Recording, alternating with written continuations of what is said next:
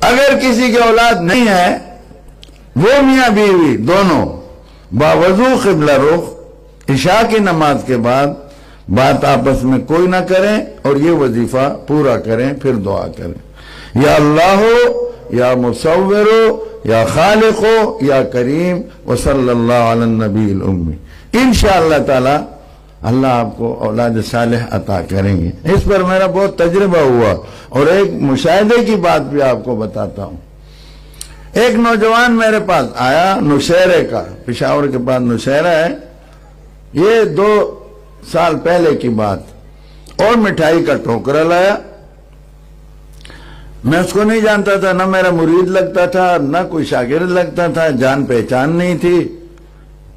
تو میں نے اس سے پوچھا کہ آپ یہ مٹھائی کس خوشی میں لائے ہو؟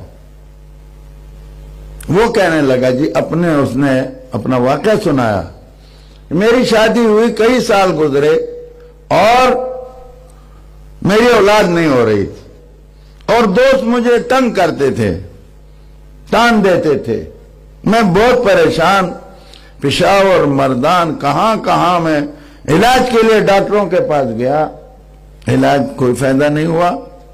آخر ایک بڑی لیڈی ڈاکٹر نے مجھے کہا جو اس فن کی بہت ماہرہ ہے کہ آپ جناب تکلیف نہ کرو، آپ کی اولاد نہیں ہوگی، اور اگر ہوئی تو معذور۔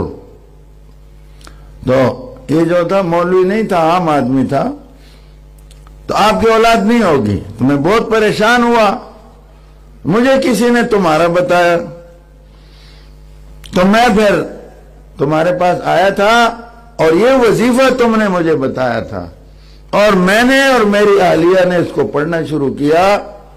کچھ عرصے میں آثار نظر آ گئے، اور اب میں آیا ہوں، اللہ نے مجھے خوبصورت بیٹا صحت مند دیا ہے، بالکل صحیح سلامت، کوئی معذوری نہیں، اور خوبصورت، یہ اس کا نام ہے۔